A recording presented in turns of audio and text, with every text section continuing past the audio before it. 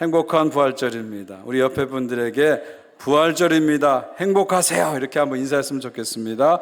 부활절입니다, 행복하시기 바랍니다. 할렐루야.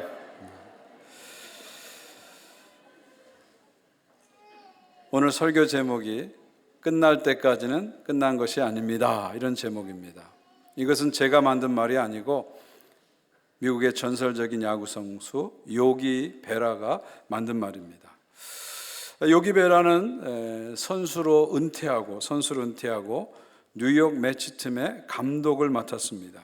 근데 그해 뉴욕 매치팀은 그 내셔널리그 동부 디비전에서 최하위팀 꼴찌를 했습니다. 그것도 1등과 9.5 경기를 뒤지는 정말 가망성이 없는 그런 상태에 빠져 있었습니다. 그때 한 기자가 감독인 요기 베라에게 와서 이렇게 말합니다. 이번 시즌은 다 끝난 거 아닙니까? 그러자 그 기자에게 쏘아 붙이듯이 한 말이 바로 이거죠.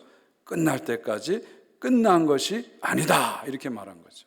이 말이 아주 유명한 말이 된 것입니다. 실제로 그해 시즌에 요기 베라의 뉴욕 매치팀은 꼴찌였는데 시즌이 끝날 때는 그 동부 디비전에서 1등을 했습니다. 그리고 그해 월드 시리즈까지 진출하는 기염을 토했습니다. 끝날 때까지 끝난 것이 아닙니다. 이 말은 스포츠에만 적용되는 말이 아니라 우리 인생 전체에 적용되는 말입니다. 우리가 인생을 살다 보면 이제 끝났어, 이제 끝이야, 다 끝났어, 이런 느낌이 들 때가 있죠. 그러나 여러분, 끝날 때까지 끝난 것이 아닙니다. 끝까지 포기하지 마시고요, 끝까지 절망하지 마시고요, 끝까지 낙심하지 마시고요, 끝까지 나가시기 바랍니다. 우리가 신앙생활 하다 보면 기도를 합니다. 오랫동안 기도했는데도 응답 안 될 때가 있어요. 그럼 우리 마음속에 이제 끝났어, 하나님이 내 기도 안 들어줬어 하면서 기도를 포기할 때가 있습니다. 그러나 여러분, 하나님이 끝이라고 하기 전까지는 절대 끝이 아닙니다. 사람들이 끝이라고 해도 하나님이 끝이 아니라면 끝이 아닙니다. 땅에서는 끝이야 하는데 하늘에서는 하나님이 아니야, 시작이야 말씀하십니다. 그러므로 우리는 끝까지 주님 붙잡고 포기하지 말고 낙심하지 말고 절망하지 말고 앞으로 나가야 합니다. 그런 은혜가 여러분 가운데 있기를 주의 이름으로 축원드립니다. 오늘 요한복음 20장은요 첫 부활절의 이야기입니다. 첫 부활절의 이야기예요. 요일로 하면 안식구 첫날이니까 오늘날 요일은 일요일이죠. 일요일 첫 부활절, 새벽부터 저녁까지 벌어지는 그 숨가쁜 이야기들을 오늘 20장은 자세하게 보여주고 있습니다.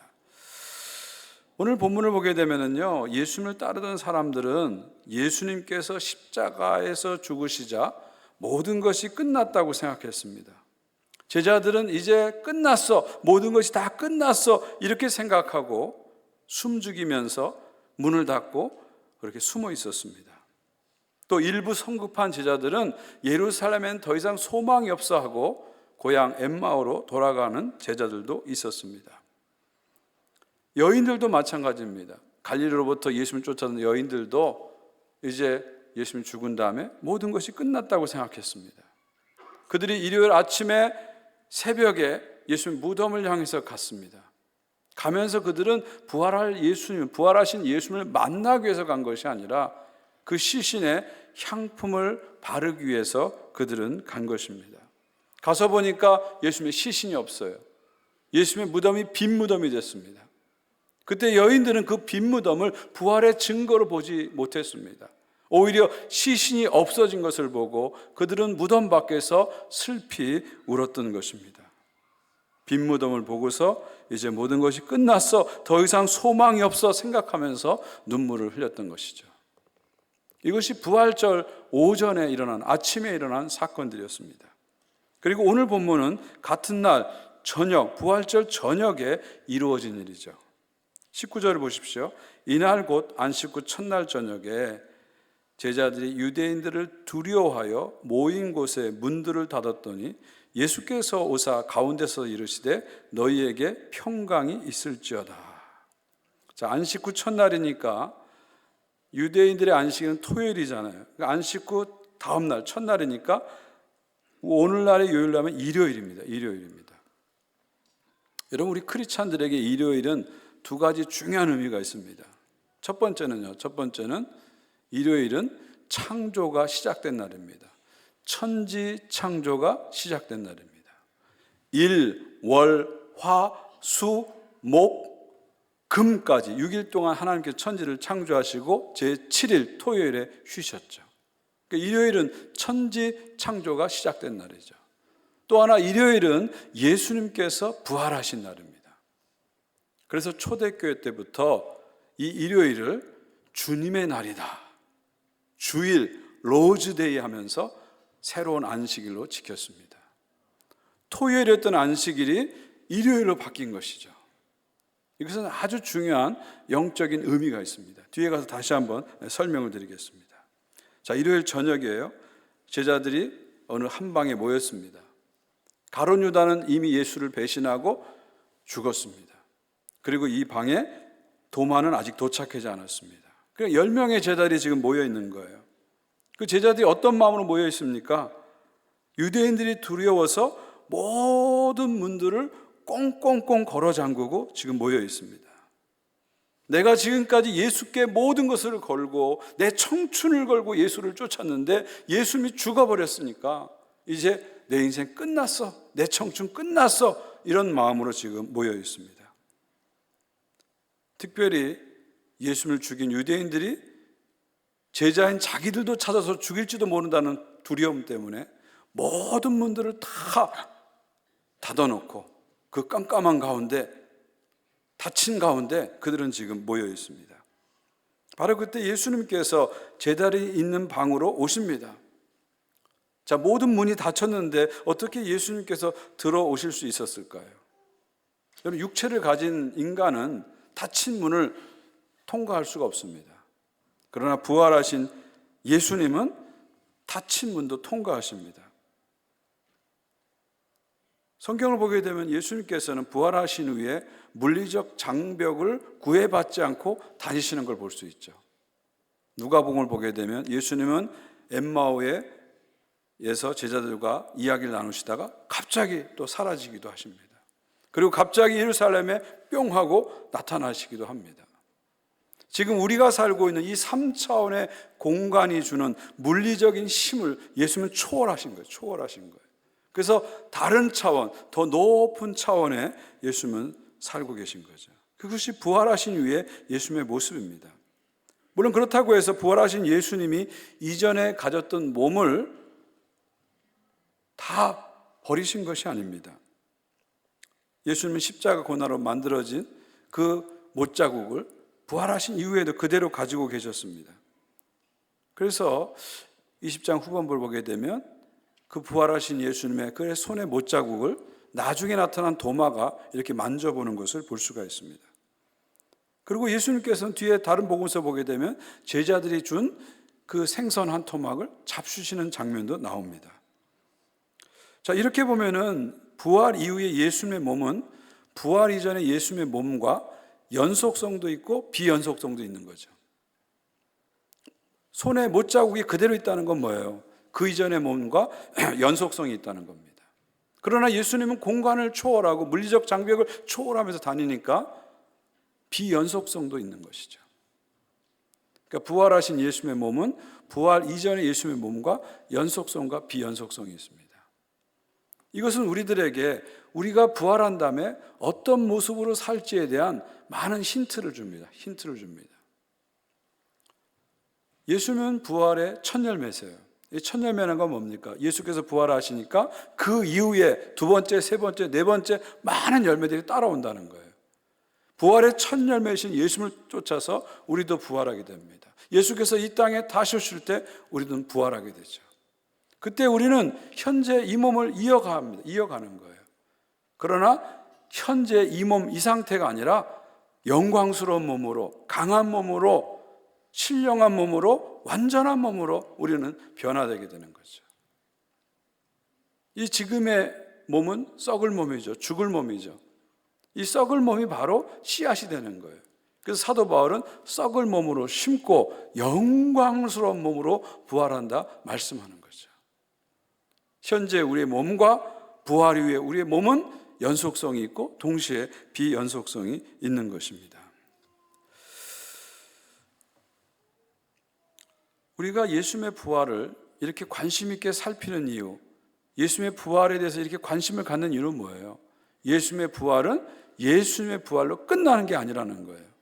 예수께서 부활의 첫 열매이시기 때문에 예수 믿는 우리들도 예수님처럼 부활한다는 거예요. 주님께서 다시 오실 때 먼저 죽은 사람들이 먼저 부활하고 그 다음에 살아서 주님을 맞이하는 사람들이 부활하게 되는 겁니다.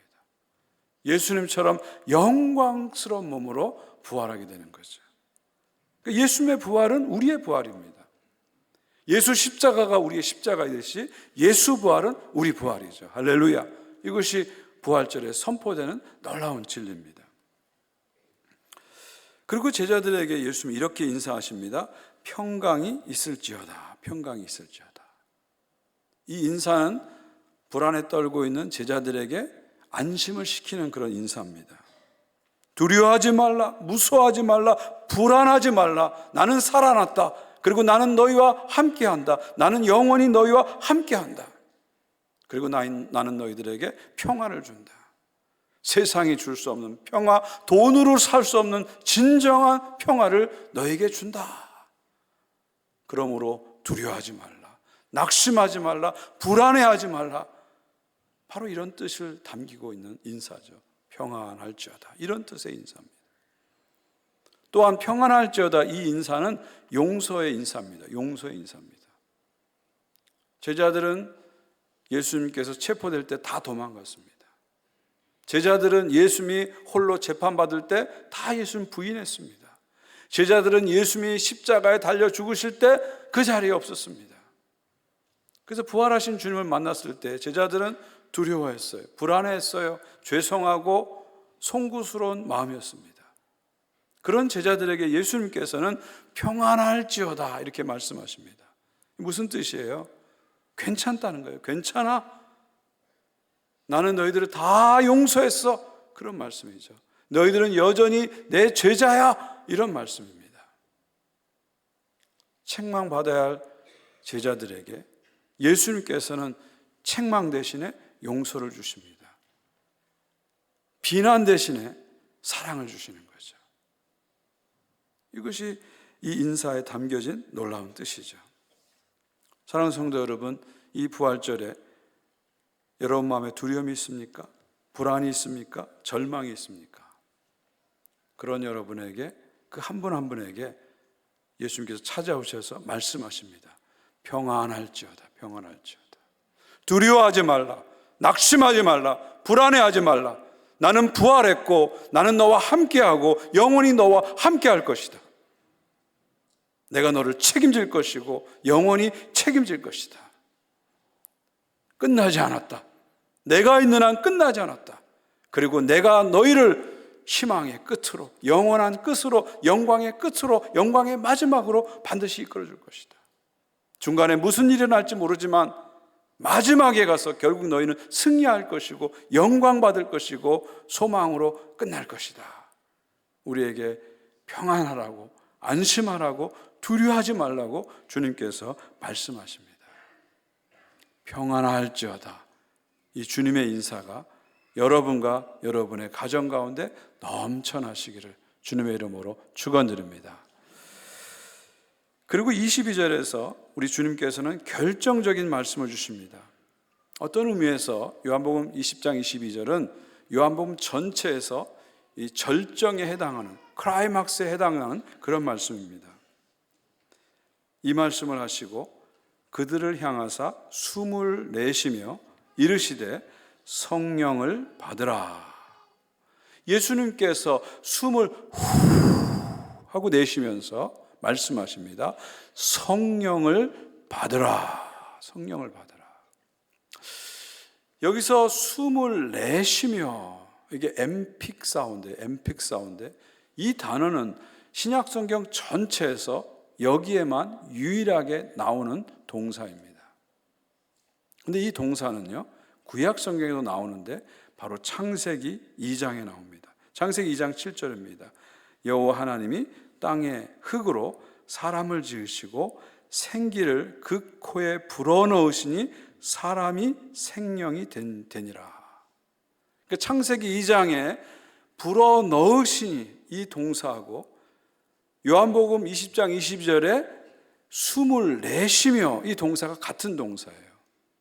실제로 구약 성경을 헬라어로 번역한 70인역을 보면 이 두 동사가 같은 단어를 사용하고 있습니다. 아주 놀라운 일치입니다. 신비로운 일치입니다. 무슨 얘기입니까? 창세기에서 흙덩어리에 불과한 아담에게 하나님이 다가가셔서 하나님의 숨을, 하나님의 영을 불어넣으심으로 사람이 생명, living being, 사람이 되었어요. 살아있는 존재가 됐어요. 마찬가지로 예수님께서 부활하신 이후에 숨을 내쉬면서 성령을 받으라 하는 이 순간에 제자들은 새 사람이 되는 거예요. 새 사람이 되는 거예요. 그리고 제자들을 통해서 새 이스라엘, 새 공동체가 시작되는 것입니다.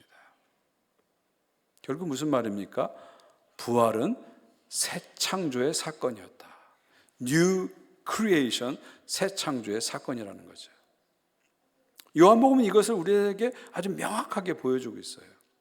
여러분, 재밌는 것은 요한복음의 첫 단어와 창세기의 첫 단어가 같습니다. 창세기 1장 1절이 뭐죠? 태초에 하나님이 천지를 창조하시니라 하죠. 요한복음 1장 1절이 뭡니까? 태초에 말씀이 계시니라.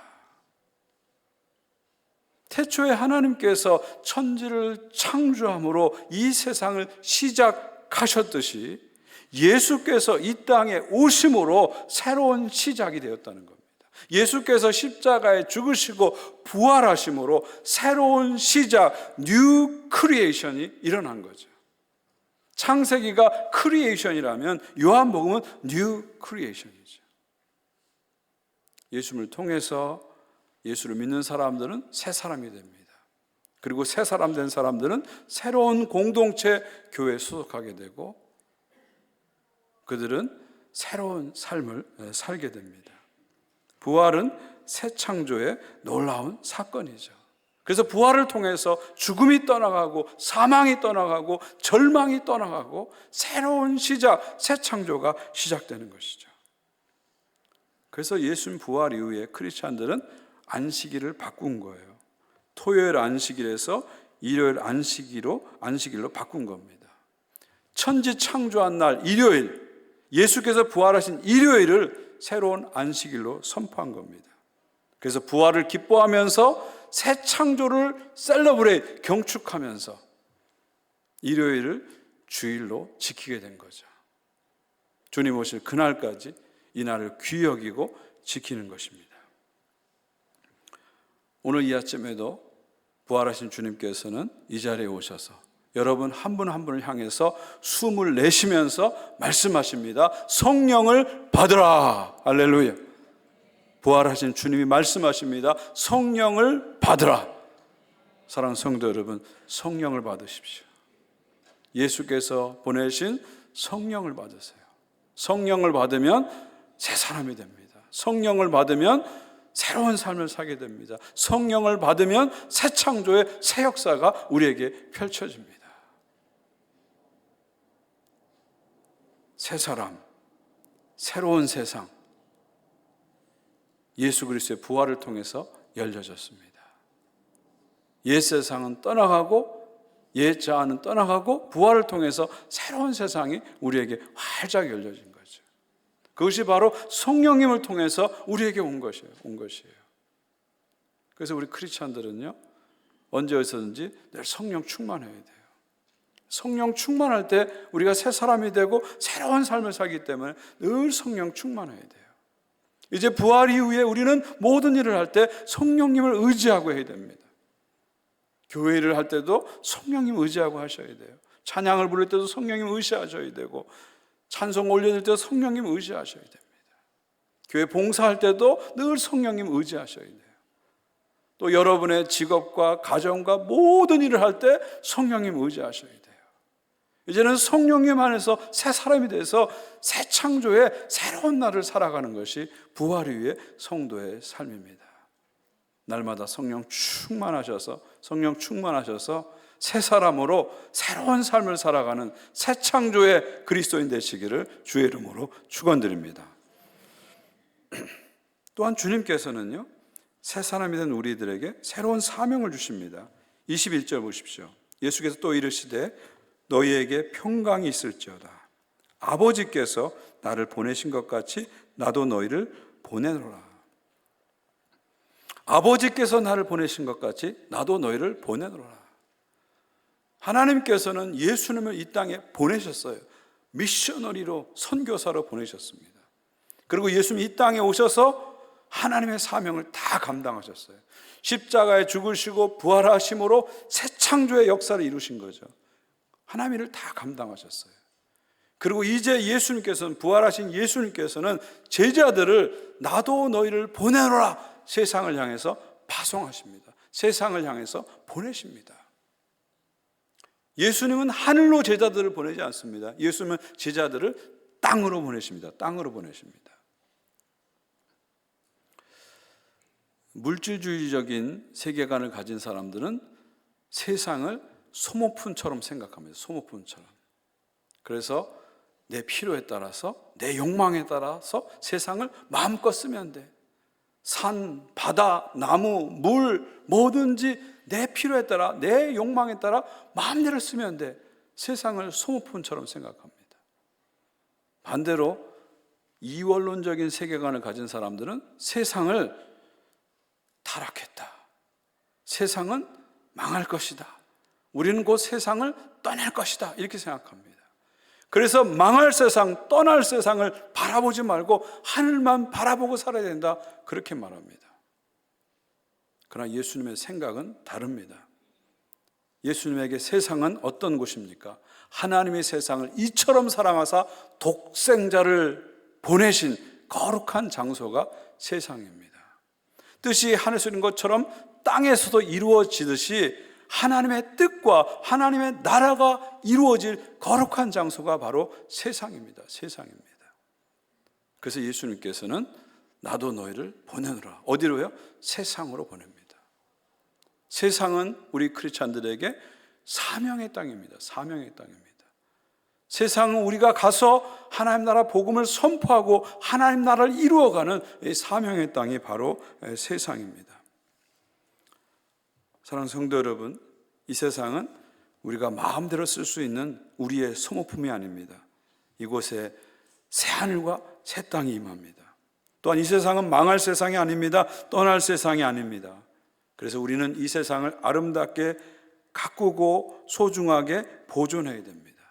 그리고 이 세상 안에서 복음을 선포하면서 하나님의 나라의 사명을 감당해야 됩니다. 여러분의 일터가 사명의 자리입니다. 여러분의 직업이 사명의 자리입니다. 여러분의 가정이 사명의 자리입니다. 망할 세상, 떠날 세상이 아니라 일할 세상이고 사명을 감당할 곳이 바로 이 세상입니다.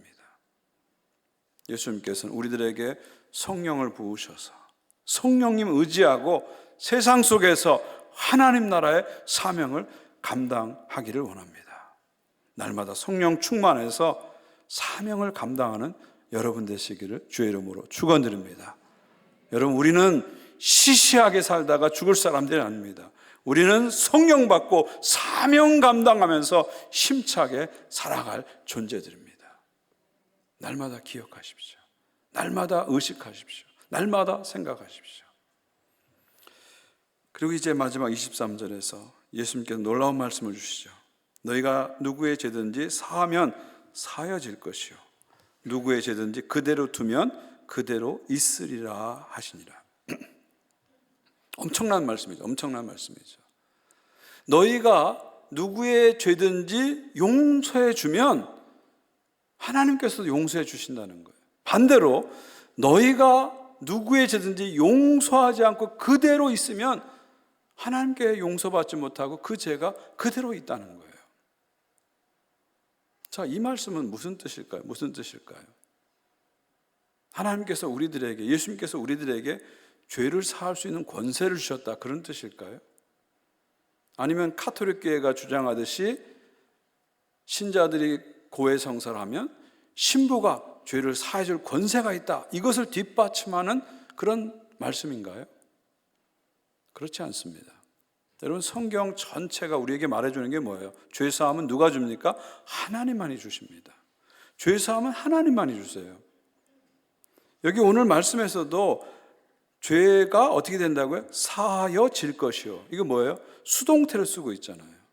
그러니까 죄사함이라는 건 인간이 뭐 신부든 목사든 뭐 추기경이든 교황이든 그 어떤 존재도 인간이 능동적으로 사해줄 수 있는 게 아닙니다. 죄사함은 수동적으로 받는 거예요. 결국 죄사함은 오직 하나님의 손에 달려있는 겁니다. 그건 이 말씀의 뜻은 뭐예요? 이 말씀의 뜻은 뭐예요? 하나님이 우리를 용서했는데 우리가 용서를 실천할 때 그 사람이 하나님의 용서를 실질적으로 경험하게 된다, 그런 말입니다. 여러분의 가족이, 또 여러분의 이웃이, 여러분 주변에 있는 형제 자매들이 하나님부터 용서를 받았어요. 근데 여러분들이 앙심을 품고 끝까지 용서하지 않는다면 그 사람이 하나님의 큰 용서를 경험하지 못한다는 거예요. 결국 오늘 이 말씀은 뭐예요? 용서를 실천하는 삶을 살라는, 용서를 실천하는 삶을 살라는 아주 강력한 경고입니다. 권고입니다. 우리가 용서를 실천할 때 사람들이 하나님의 용서를 실질적으로 경험하게 될 것이다, 그런 말이에요. 여러분, 교회는 용서의 복음을 선포하는 공동체입니다. 예수께서 이 땅에 오셔서 십자가에 죽으셨어요. 왜 죽으셨어요? 우리 모든 사람의 죄를 짊어지시고 십자가에서 죽으셨어요. 그래서 우리 모든 죄를 다 사해줬어요. 우리의 과거, 현재, 미래, 흉악한 모든 죄들을 우리 주님께서 다 짊어지시고 사해주셨습니다. 그리고 부활하신 예수님께서는 제자들의 배반, 제자들의 부인, 제자들의 비겁함, 제자들의 찌질함 다 용서해 줍니다. 그리고 내가 너에게 평안을 주노라 하면서 그들을 새롭게 받아주시죠. 교회는 바로 이 용서를 체험한 사람들이 이 용서의 복음을 전파하는 것이 교회입니다. 용서의 복음을 전파하는 교회는 항상 용서하는 공동체가 되어야 됩니다. 용서를 실천해서 사람들이 하나님의 용서를 경험할 수 있도록 우리는 해야 됩니다. 우리가 용서를 실천할 때 우리의 공동체가 화해의 공동체가 되고, 우리가 용서를 실천할 때 세상이 평화의 세상이 되는 거죠. 우리 크리스찬들은요, 이런 말 해서는 안 돼요. 두고 볼 거야, 이런 말 해서는 안 됩니다. 두고 볼 거야, 이러면 안 돼요. 가만 안 두겠어, 이런 말 하면 안 됩니다. 오히려 크리스찬들은요, 당신이 나를 아프게 했지만 나는 주님의 사랑으로 용서할 거야, 이렇게 선포해야 됩니다. 당신이 뒤에서 나를 싣고 다니지만 나는 당신을 사랑할 거야, 이렇게 얘기해야 돼요. 물론 쉬운 일 아니죠. 어려운 일입니다. 그래서 성령을 주신 거예요. 성령님 의지하고 어렵고 힘들지만 용서를 선포하는 거예요. 용서를 실천하는 거예요. 그걸 통해서 용서의 복음이 세상 가운데 전파되도록 하는 것이 크리스찬과 교회의 사명입니다. 그것을 통해서 공동체를 화해의 공동체로 만들어가고 갈등과 분열이 가득한 이 세상을 평화의 세상으로 만들어가는 것이 우리의 사명입니다. 날마다 용서를 실천해서 하나님 나라를 이루어 가시는 여러분 되시기를 주의 이름으로 축원드립니다. 사랑하는 성도 여러분, 끝날 때까지 절대 끝난 것이 아닙니다. 절대 끝난 것이 아니에요. 사람들이 끝이라고 해도요, 하나님이 끝이 아니라 그러면 끝이 아니에요. 부활은 새 창조의 사건입니다.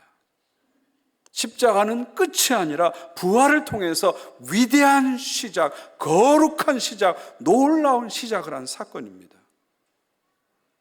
끝이 아니라 새로운 시작입니다. 부활을 경험한 사람들에게는 새로운 미래가 열리는 거예요.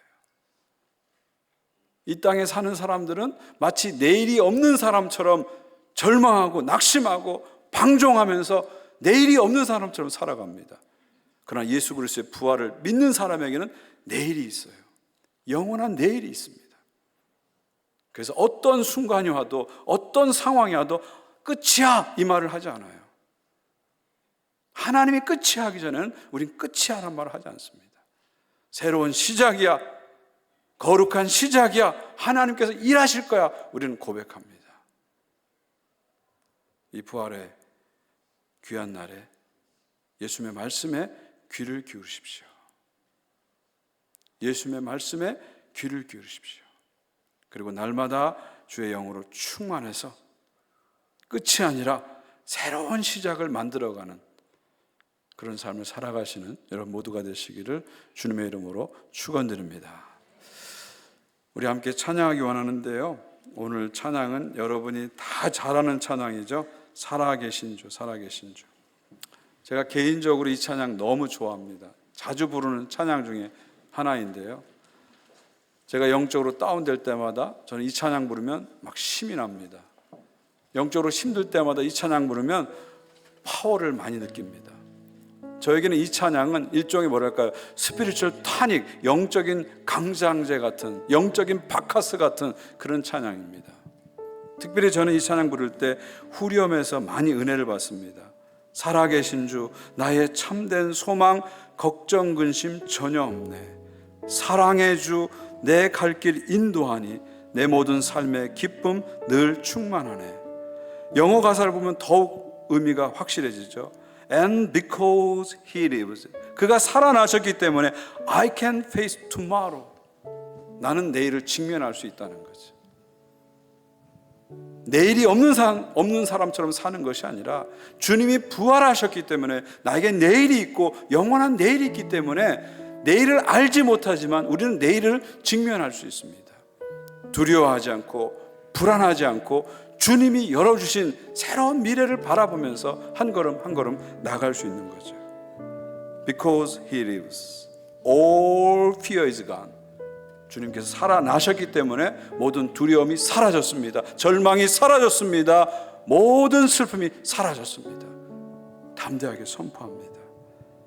Because I know he holds the future.